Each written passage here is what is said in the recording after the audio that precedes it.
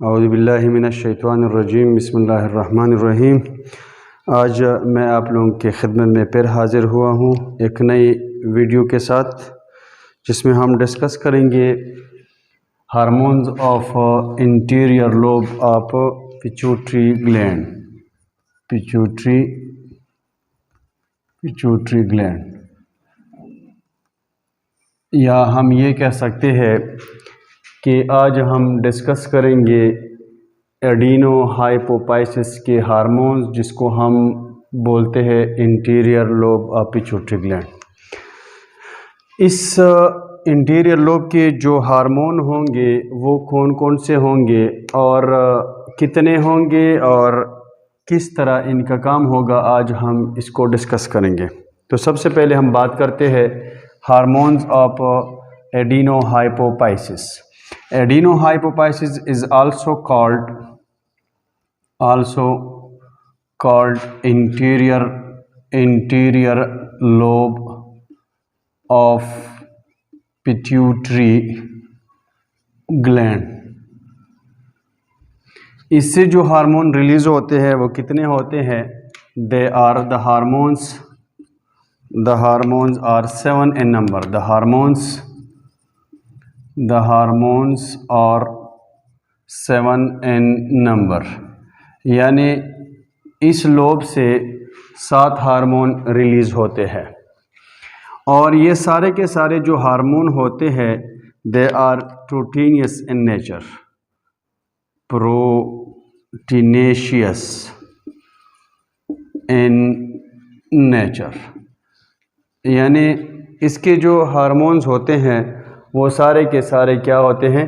Protein in nature होते हैं। 7 hormone release होते हैं और सारे के सारे क्या है? ये प्रोटीनेशियस है, यानी प्रोटीन इन नेचर है, यानी प्रोटीन से बने होते हैं। और नंबर 3, इसकी जो हार्मोन होते हैं सारे के सारे क्या है? ये दे आर ट्रॉपिक हार्मोन्स। और ट्रॉपिक हार्मोन्स को हम एक और नाम से भी बुलाते हैं, इसको हम कहते हैं ट्रोपिन हार्मोन। यानी ये जो हार्मोन्स होते हैं ये क्या है? ये ट्रोपिन होते हैं। ट्रॉपिक हार्मोन वो हार्मोन होते हैं जो दूसरे ग्लैंड की सिक्रीशंस को क्या करते हैं? कंट्रोल करते हैं। और इसी वजह से हम एडिनोहाइपोपाइसिस या इंटीरियर पिट्यूटरी ग्लैंड को हम बोलते हैं मास्टर ग्लैंड। इसको हम क्या बोलते हैं? Master gland. इसमें जो पहला हार्मोन है वो कौन सा है भाई? हमारे पास जो पहला हार्मोन है वो है सोमैटोट्रॉपिक हार्मोन।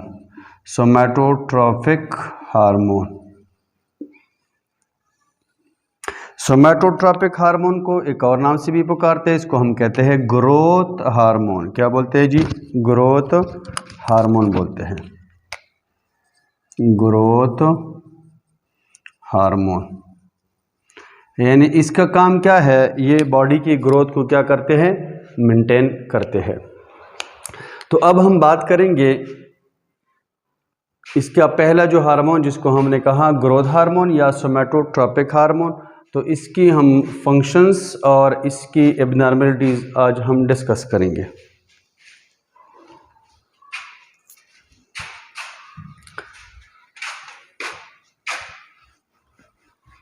ग्लैंड के पहले हार्मोन को हम डिस्कस करने वाले हैं, जिसका नाम है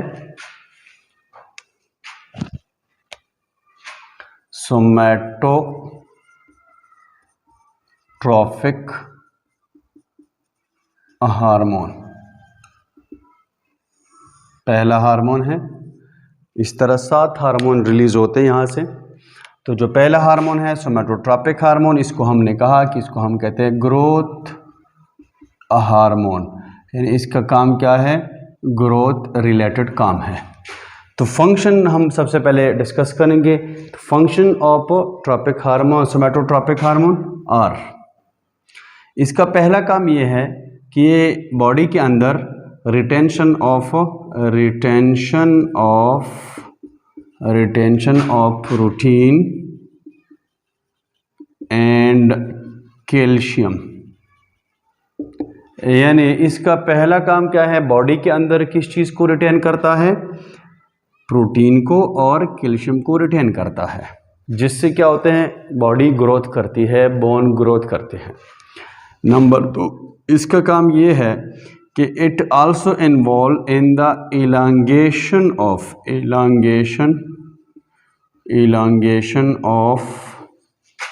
बोन। इसका दूसरा काम ये है कि ये बोन एलांगेशन भी करता है। तीसरा जो इसका फंक्शन है वो ये है कि it also accumulate responsible for the accumulation of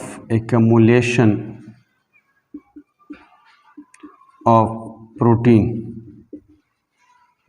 यानी ये बॉडी के अंदर प्रोटीन को क्या करते हैं, एक्युमुलेट करते हैं, और ये प्रोटीन बॉडी के अंदर क्या करते हैं, सेल्स और बॉडी को क्या करते हैं, इसकी ग्रोथ को मेंटेन करता है। इसके अलावा हमारे पास इसका जो नेक्स्ट काम है, नेक्स्ट फंक्शन है, वो ये है कि it also responsible for the muscular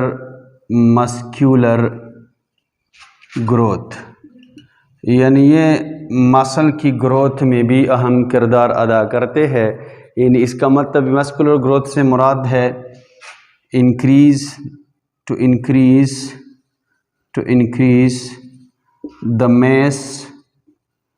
the mass of muscle, यानी ये मसल की मैस में इजाफा कर देता है। इसके अलावा इसका एक और फंक्शन है, वो ये है कि it also involve in the growth of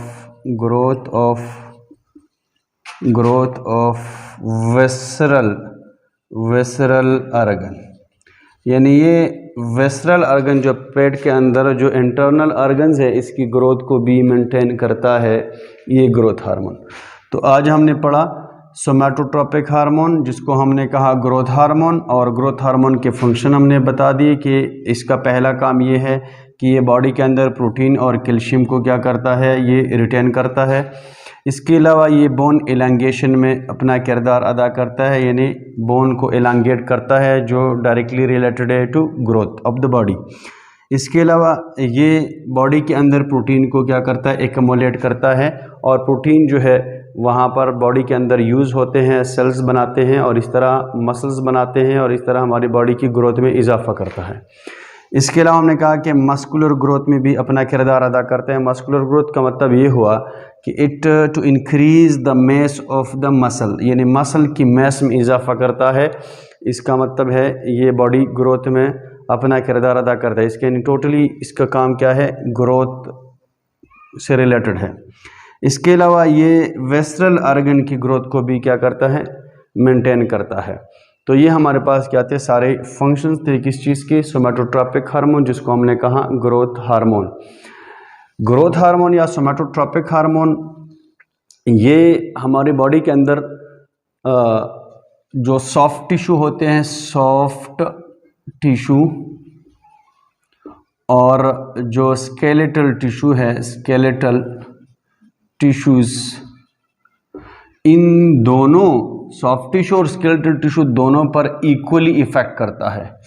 जबकि एक और हार्मोन था जिसको हमने, एक और हार्मोन है जिसको हम थायरॉक्सिन बोलते हैं। थायरॉक्सिन जो हार्मोन होते हैं वो सॉफ्ट टिश्यू और स्केलेटल टिश्यू पर इक्वली इफ़ेक्ट नहीं करता, वो ज़्यादातर स्केलेटल टिश्यू को इफ़ेक्ट करता है, इन इसकी ग्रोथ को मेंटेन करता है। इसमें जो है एक और चीज़ भी है कि इसमें mental, it is not involve in mental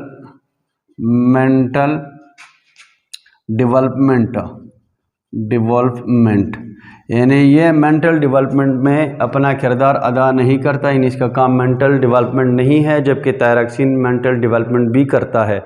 तो इसलिए अगर सोमैटोट्रोपिक हार्मोन की कमी आती है तो नॉर्मल ड्वार्फिज्म आती है, जबकि अगर थायरॉक्सिन की कमी आती है यानी हाइपोथायराइडिज्म आता है तो वहाँ पर मेंटल यानी ड्वार्फिज्म के साथ साथ मेंटल रिटार्डेशन भी होती है। तो ये मेन डिफरेंस था इन दोनों हार्मोन्स की। दरमियान, क्योंकि दोनों हार्मोन्स ग्रोथ से रिलेटेड होते हैं, दोनों का काम क्या है, ग्रोथ है। तो इन दोनों में फ़र्क ये है कि ये जो सोमैटोट्रॉपिक हार्मोन है ये सॉफ्ट टिश्यू और स्केलेटल टिश्यू पर इक्वली इफ़ेक्ट करता है, जबकि थायरॉक्सिन जो है वो स्केलेटल टिश्यू को ज़्यादा इफ़ेक्ट करता है, इतना ज़्यादा इफ़ेक्ट इसका सॉफ्ट टिश्यू पर नहीं है।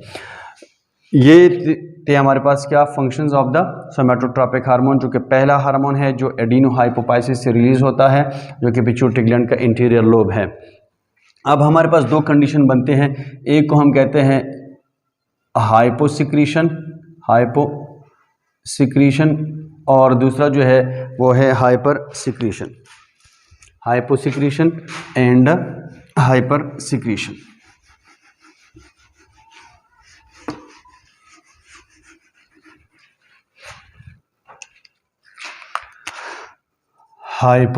हाइपोसिक्रीशन और हाइपर सिक्रीशन, यानी इसका मतलब ये हुआ कि अगर सोमैटोट्रॉपिक हार्मोन कम मकदार में रिलीज़ होता है तो इस कंडीशन को हम कहते हैं हाइपोसिक्रीशन, और अगर ज़्यादा मकदार में सिक्रेट होता है तो इसको हम कहते हैं हाइपर सिक्रीशन।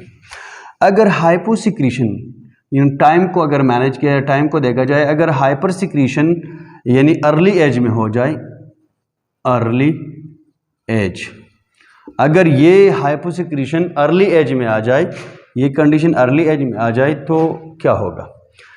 पहली बात तो ये है कि इसकी वजह से बॉडी जो है वो नॉर्मल ग्रोथ नहीं करेगा और बॉडी जो है वो स्टंटेड ग्रोथ रहेगी, जिसको हम कहते हैं ड्वार्फिज्म। और जो बॉडी होगी वो ड्वार्फ होगी और इस कंडीशन को हम कहते हैं ड्वार्फिज्म। और ये जो ड्वार्फिज्म है इसको हम कहते हैं पिट्यूटरी ड्वार्फ। और पिट्यूटरी ड्वार्फ में ये होता है कि इसमें मेंटल रिटार्डेशन नहीं होता, जिस तरह थायराइड ड्वार्फिज्म में क्या होता है कि वो मेंटल रिटार्डेशन होती है। इसके अलावा अगर ये कंडीशन जो है, अगर हाइपोसिक्रीशन की जो कंडीशन है वो एडवांस एज में आ जाए, यानी मतलब नॉर्मल ग्रोथ हो जाए, तब अगर ये मसला आता है, सिक्रीशन कम होती है, तो इसकी वजह से क्या होता है, यानी एडल्ट स्टेज में आ जाए ये मसला, एडल्ट स्टेज, अगर ये मसला एडल्ट स्टेज में आ जाए तो क्या होगा? अगर एडल्ट स्टेज में आता है तो ग्रोथ जो है, growth of the body remains normal. पहली बात यह है कि बॉडी की जो ग्रोथ होती है वो नॉर्मल रहेगी, जबकि अर्ली स्टेज में अगर हाइपोसिक्रीशन ऑफ सोमैटोट्रॉपिक हार्मोन आती है तो इससे जो ग्रोथ होती है वो नहीं होती प्रॉपरली, तो इस वजह से बॉडी जो है वो ड्वार्फ रहती है और इस कंडीशन को हम कहते हैं ड्वार्फिज्म, और इस ड्वार्फिज्म को हम कहते हैं पिट्यूटरी ड्वार्फ। अगर हाइपोसिक्रीशन यानी अर्ली एज में नहीं आती, एडल्ट स्टेज में आती है, मतलब बॉडी जो है वो नॉर्मल ग्रोथ करती है, तब ये मसला आता है। तो इस कंडीशन में क्या होगा कि जो बॉडी की जो नॉर्मल ग्रोथ होती है वो तो नॉर्मल रहेगी, जबकि लिम्स जो है वो एबनॉर्मली शॉर्ट रहेगी, और इस कंडीशन को हम कहते हैं एक्रोमैक्रिया। यानी इसमें जो बॉडी जो है वो तो नॉर्मली ग्रोथ करती है, लेकिन जो लिम्स होते हैं वो शॉर्ट रहते हैं, और इस कंडीशन को हमने कहा एक्रोमैक्रिया। यानी ये दो सिचुएशन आते हैं, अर्ली एज में या एडल्ट स्टेज में अगर हाइपोसिक्रीशन होती है, यानी सोमैटोट्रॉपिक हार्मोन की सिक्रीशन कम होती है। और अगर सोमैटोट्रॉपिक हार्मोन की सिक्रीशन इन दोनों सिचुएशन में बढ़ती है, यानी अर्ली एज में या एडल्ट स्टेज में, अगर अर्ली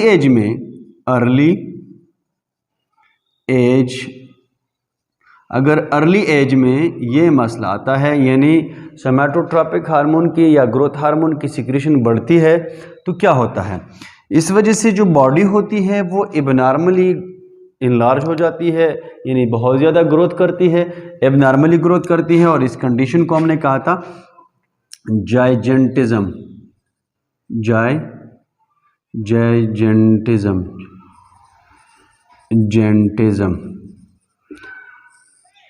यानी जाइगेंटिज्म जो है, जिसको हम कहते हैं आम ज़बान में हम इसको कहते हैं देव हैकल, देव हैकल इसको हम बोलते हैं।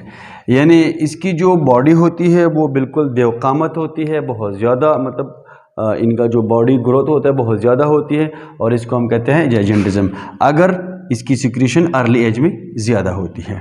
और अगर ये मसला आता है एडल्ट स्टेज में, अगर एडल्ट स्टेज में हाइपर सिक्रीशन होती है सोमैटोट्रॉपिक हार्मोन की, तो क्या होगा? इसमें होता ये होगा कि जो बॉडी ग्रोथ होती है, body growth, the growth of the body, growth of the body remains normal. यानी जिस्म जो है वो तो नॉर्मली ग्रोथ करेगा, जबकि लिम्स जो है वो एबनॉर्मली ग्रोथ करेगा। Limbs abnormally grow in size, यानी इनकी जो लिम्स होंगे ये नॉर्मल ग्रोथ से ज़्यादा ग्रोथ करेंगे। और इस हालत को, और दूसरा ये, एक तो ये होगी, दूसरा ये कि जो lower jaw, the lower jaw, जो lower jaw also grow abnormally and the appearance become gorilla like appearance, the appearance of the body, the appearance of the body become gorilla like। यानी हमने कहा कि अगर सोमैटोट्रॉपिक हार्मोन की secretion early as में ज़्यादा हो जाए तो बॉडी जो है वो एबनॉर्मली ग्रोथ करेगा, जिसको हम कहते हैं जाइगेंटिज्म या जाइगेंटिज्म, जिसको हम कहते हैं देव हैकल। और अगर अर्ली एज के बाद यानी बॉडी नॉर्मली ग्रोथ करे और तब ये सिक्रीशन ज़्यादा हो जाए, तो इसमें क्या होगा कि बॉडी जो है वो नॉर्मल ग्रोथ करेगा, जबकि लिम्स और लोअर जॉ एबनॉर्मली ग्रो करेगा। और इस वजह से बॉडी की जो कंडीशन होगी या बॉडी की जो अपीयरेंस होगी वो गोरिल्ला लाइक होगी। अगर आपको याद होगा कि गोरिल्ला के जो लिम्स होते हैं वो बहुत ज़्यादा लंबे होते हैं, जिससे वो अपनी बॉडी को बैलेंस रखता है, और लोअर जॉ जो है वो भी एबनॉर्मली इनलार्ज होता है। और जो फ्रंटल बोन्स होते हैं, जो आईब्रो वाले बोन होते हैं, वो भी एबनॉर्मली ग्रोथ करते हैं, वो आगे से बल्जेस आउट होते हैं और पूरी बॉडी ऐसी लगती है जैसे कि गोरिल्ला की तरह होती है। तो ये हमारे पास थे एबनॉर्मलिटीज़ ऑफ द सोमैटोट्रॉपिक हार्मोन, जिसमें हमने कहा कि अगर सोमैटोट्रॉपिक हार्मोन की सिक्रीशन कम होती है तो इस कंडीशन को हमने कहा हाइपोसिक्रीशन, और अगर इनकी सिक्रीशन बढ़ती है तो इसको हमने कहा हाइपर सिक्रीशन।